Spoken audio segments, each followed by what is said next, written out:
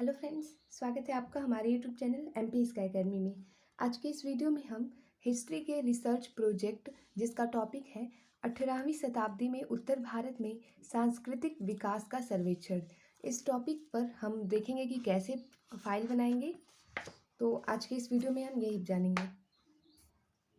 सबसे पहले आपको अपना फर्स्ट पेज जो है आप जैसे चाहें वैसे डेकोरेट कर सकते हैं और उसके बाद उस पर अपना सब्जेक्ट, फिर टॉपिक, सेशन, ये सारा कुछ लिख देंगे।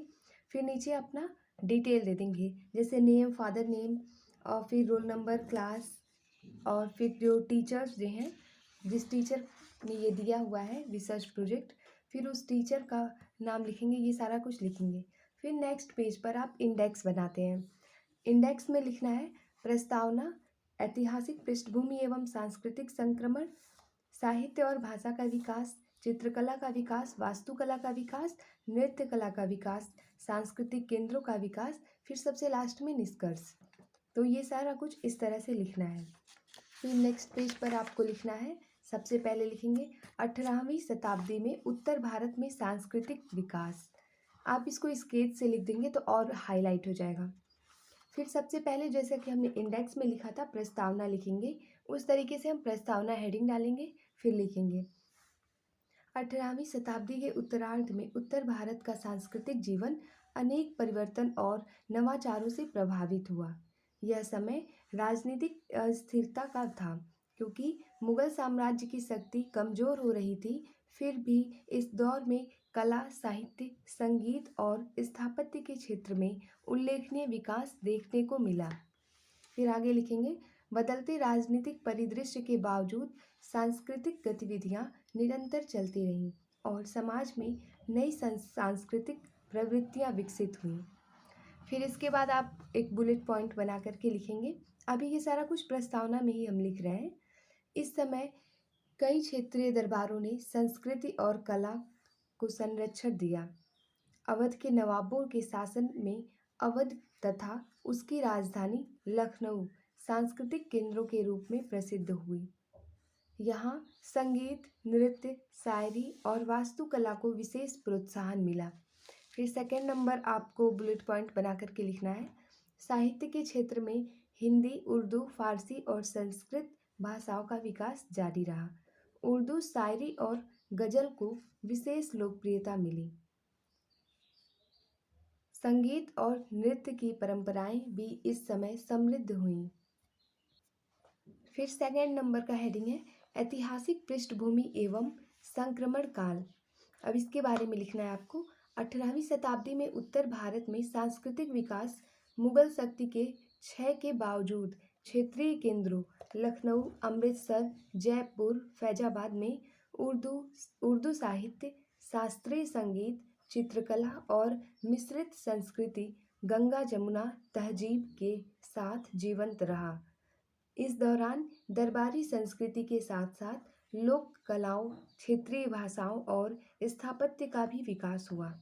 यद्यपि यह काल राजनीतिक अस्थिरता, अंध युग या अंधकार युग का समय था, लेकिन सांस्कृतिक दृष्टिकोण से यह पुनर्जागरण का एक महत्वपूर्ण चरण था।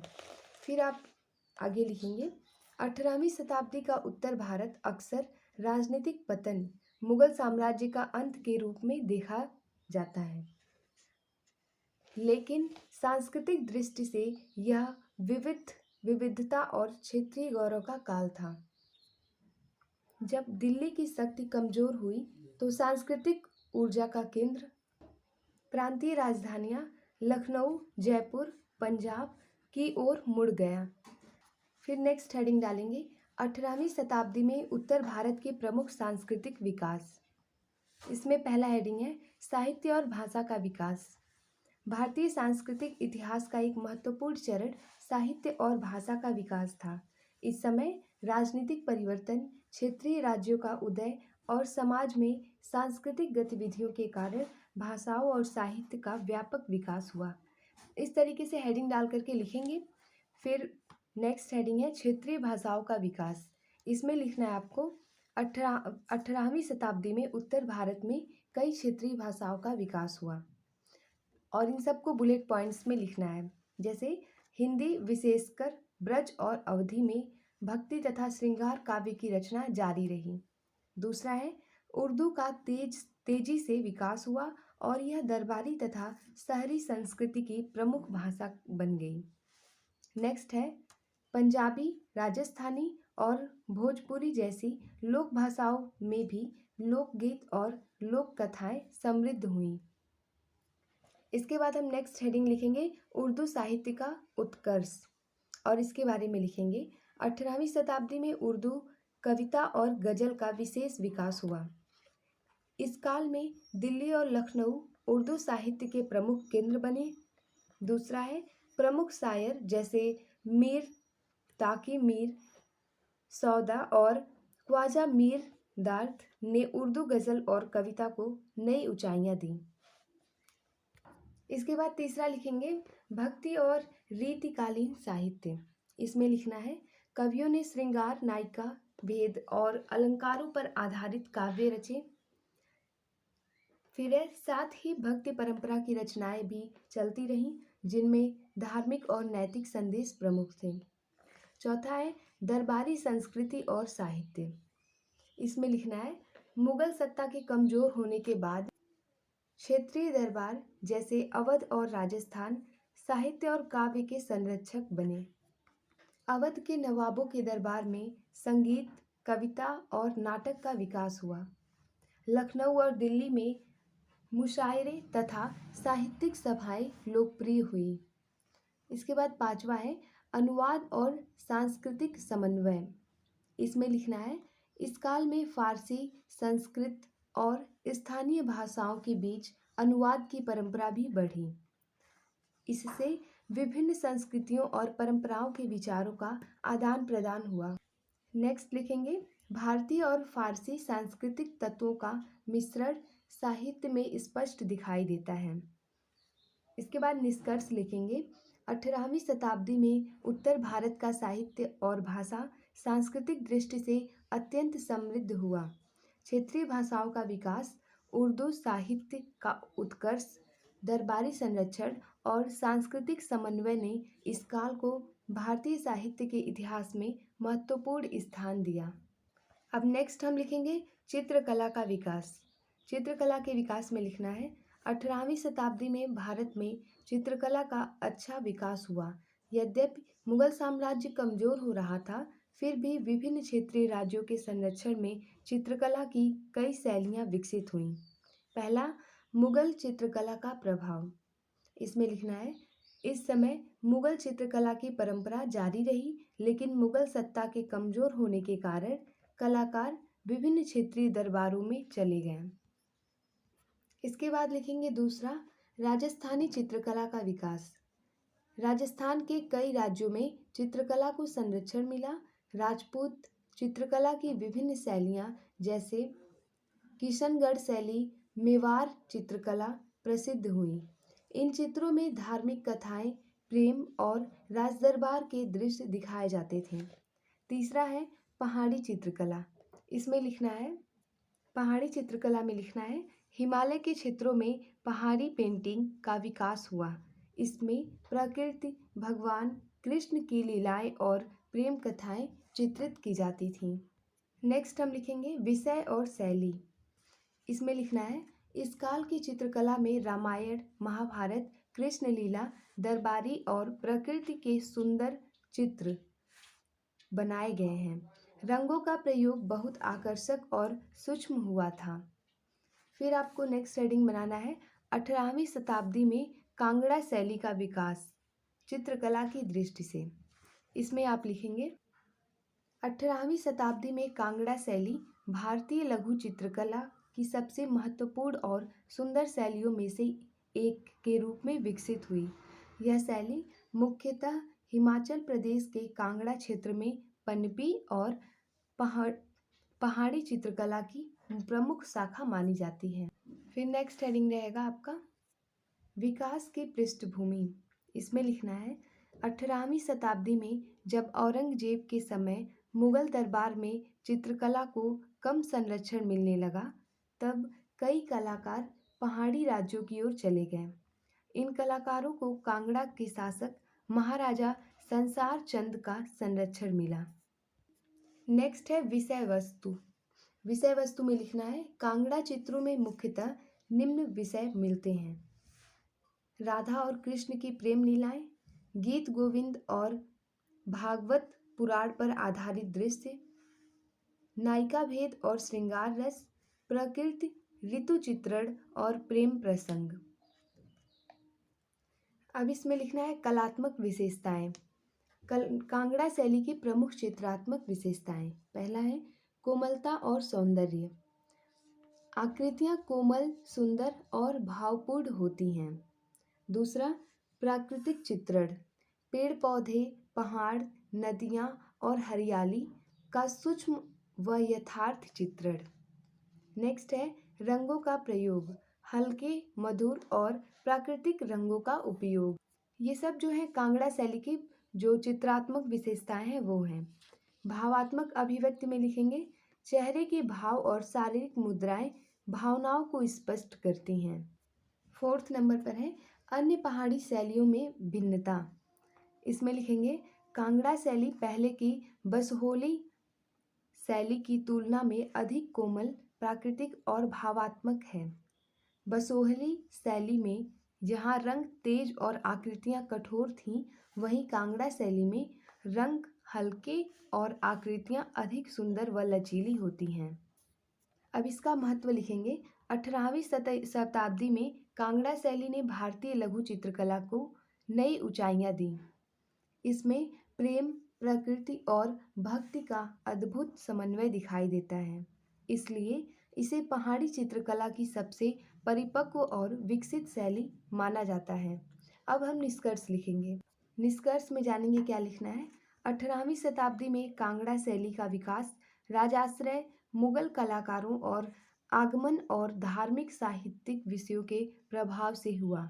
इसकी कोमलता, प्राकृतिक सौंदर्य और भावात्मक अभिव्यक्ति ने इसे भारतीय चित्रकला की महत्वपूर्ण उपलब्धि बना दिया। अब नेक्स्ट में हम वास्तुकला का विकास लिखेंगे। इसमें लिखना है 18वीं सदी की वास्तुकला में लखनऊ, अवध का स्थान सर्वोपरि है। यहाँ की वास्तुकला नवाबी संस्कृति का प्रतिबिंब है। पहला है अवध की स्थापत्य शैली। लखनऊ की इमारतों में लाल पत्थर के बजाय ईंटों और चूने के प्लास्टर का प्रयोग किया गया। प्लास्टर पर की गई बारीक नक्काशी और मछलियों के जोड़े नवाबों का राजकीय चिन्ह इसकी प्रमुख विशेषताएं हैं। प्रमुख स्मारक। बड़ा इमामबाड़ा। लखनऊ के प्रसिद्ध बड़ा इमामबाड़ा आसफी इमामबाड़ा 1784 में नवाब आसफ उद्दौला द्वारा निर्मित एक ऐतिहासिक धरोहर है। यह बिना किसी बीम या पिलर के बनी दुनिया की सबसे बड़ी गुंबददार छत, सेंट्रल हॉल और पेचीदा भूल भुलैया के लिए मशहूर है, जिसे 1785 में अकाल राहत कार्यों के तहत बनवाया गया था। यहाँ आसफी मस्जिद और शाही बावड़ी भी स्थित है। इसके बाद लिखेंगे इमामबाड़े की मुख्य विशेषताएं। पहला है स्थान और निर्माण। यह उत्तर प्रदेश की राजधानी लखनऊ में स्थित है। इसका निर्माण 1784 से लेकर 1791 के बीच हुआ। दूसरा, भूल भुलैया। इसके ऊपरी तल पर एक जटिल भूल भुलैया है जिसे लोग रास्ता भटक जाने के कारण भूल भुलैया कहते हैं। तीसरा, वास्तुकला। यह वास्तुकला में मुगल और अवधी शैली का एक अनूठा मिश्रण है। इसके विशाल हॉल के कारण निर्माण में लोहे या बीम का उपयोग नहीं किया गया है। चौथा है महत्व। यह शिया मुसलमानों के लिए एक पवित्र स्थान है जहां वे मुहर्रम के दौरान मजलिस यानी शोक सभा के लिए इकट्ठा होते हैं। अब इसका इतिहास और उद्देश्य लिखेंगे। नवाब आसफ उद्दौला ने इस भव्य इमारत का निर्माण 1784 के भीषण अकाल के दौरान स्थानीय लोगों को रोजगार प्रदान करने के लिए कराया था। फिर है दूसरा, डीग में सूरजमल के महल। 18वीं शताब्दी में भरतपुर के महाराजा सूरजमल द्वारा निर्मित डीग के महल अपनी राजसी सुंदरता, जल प्रणालियों और मुगल राजपूत वास्तुकला के मिश्रण के लिए प्रसिद्ध थी। यह जाट शासकों का एक शानदार ग्रीष्मकालीन विश्राम स्थल और प्रशासनिक केंद्र था, जिसे 1730 के आसपास बदन सिंह ने शुरू किया और सूरजमल ने भव्य विस्तार दिया। फिर हेडिंग रहेगा डीग के महल की मुख्य विशेषताएं। पहला, जल महल। डीग ने अपने बगीचों और शानदार फव्वारा प्रणालियों के लिए प्रसिद्ध है, जो इसे ग्रीष्म ऋतु में ठंडा रखते हैं। दूसरा है वास्तुकला। इसकी जो वास्तुकला है उसके बारे में लिखेंगे। यह महल परिसर मुगल और राजपूत के स्थापत्य कला का बेहतरीन उदाहरण है, जिसमें गोपाल भवन और किशन भवन प्रमुख हैं। तीसरा लिखेंगे गार्डन और फव्वारे। परिसर में 2000 से अधिक फव्वारे हैं, जो बागीचों की सुंदरता को बढ़ाते हैं। चौथा, सूरजमल का योगदान। महाराजा सूरजमल ने इसे और अधिक सुदृढ़ और विस्तृत किया, जिससे यह न केवल निवास स्थान बल्कि एक सामरिक स्थल भी बना। तीसरा है अमृतसर का स्वर्ण मंदिर। अब स्वर्ण मंदिर के बारे में बताएंगे हम। 18वीं शताब्दी में अफगान आक्रमणों के द्वारा नष्ट किए जाने के बाद अमृतसर के स्वर्ण मंदिर हरमंदिर साहिब का 1764 में जस्सा सिंह आहलूवालिया और अन्य मिसलों द्वारा पुनर्निर्माण किया गया।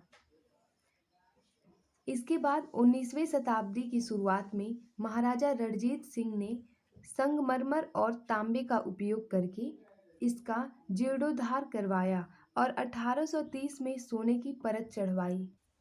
नेक्स्ट हेडिंग है वास्तुकला।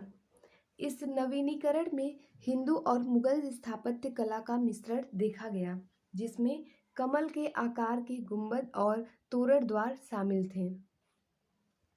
अब लिखेंगे नृत्य कला का विकास। इसमें लिखना है 18वीं शताब्दी को भारतीय शास्त्रीय संगीत के आधुनिकीकरण का काल माना जाता है। दिल्ली के मुगल साम्राज्य मुहम्मद शाह रंगीला के शासनकाल में संगीत में बदलाव आए। पहला है ख्याल गायकी का उदय। इससे पहले ध्रुपद गायकी का बोलबाला था, जो बहुत कठिन और गंभीर थी। 18वीं सदी में सदारंग और अदारंग जैसे महान संगीतकार ने ख्याल गायकी को लोकप्रिय बनाया। इसमें गायक को अपनी कल्पना शक्ति दिखाने की अधिक आज़ादी मिली। आज का आधुनिक हिंदुस्तानी संगीत इसी की देन है। दूसरा लिखेंगे कथक नृत्य का शास्त्रीय स्वरूप। उत्तर भारत का प्रसिद्ध नृत्य कथक इसी समय मंदिरों से निकलकर दरबारों तक पहुंचा। लखनऊ घराना। नवाब वाजिद अली शाह ने कथक को एक नई ऊंचाई दी। उन्होंने इसमें भाव और लचक को जोड़ा। अब इसकी विशेषताएं हम लिखेंगे। कथक में पैरों की थाप और चक्कर काटने की कला को इसी सदी में परिष्कृत किया गया। तीसरा, वाद्य यंत्रों का विकास। सितार और तबला जैसे वाद्य यंत्र इसी काल में अधिक लोकप्रिय हुई और उनकी बनावट में सुधार किया गया। अब लिखेंगे 18वीं शताब्दी में संगीत का विकास। ये हेडिंग डालेंगे। अब संगीत के विकास के बारे में लिखेंगे। 18वीं शताब्दी में भारत में संगीत का महत्वपूर्ण विकास हुआ।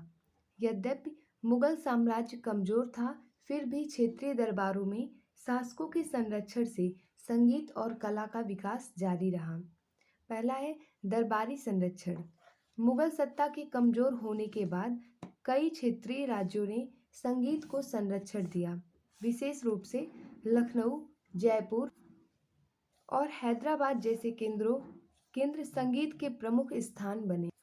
दूसरा है मुगल दरबार और संगीत। इसमें लिखेंगे मुगल बादशाह मुहम्मद शाह रंगीला और कला का बहुत शौक था।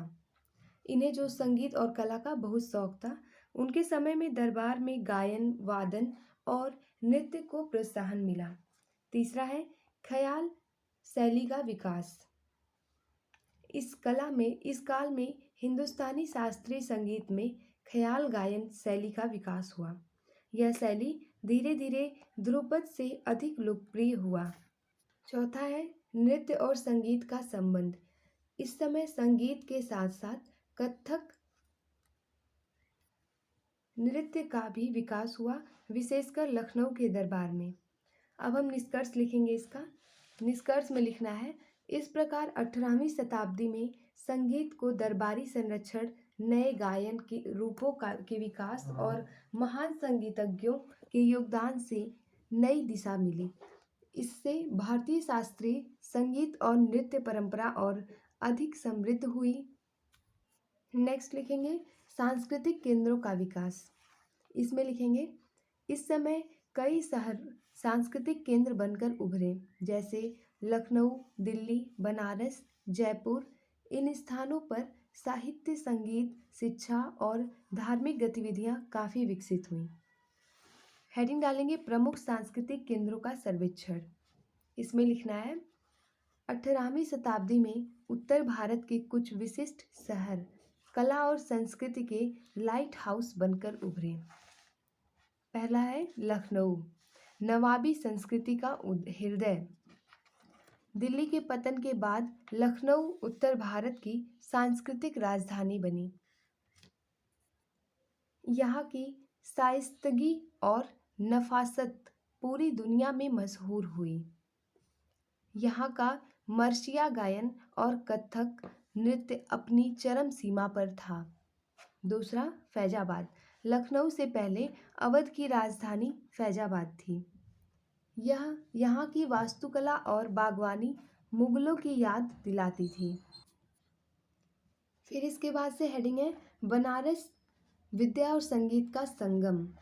बनारस इस काल में हिंदू धर्म और दर्शन का सबसे बड़ा केंद्र बना रहा। यहाँ की बनारस ठुमरी और सारंगी वादन के भारतीय संगीत को एक नया आयाम दिया। यह शहर संस्कृत विद्वानों और गंगा जमुना तहजीब का जीवंत उदाहरण था।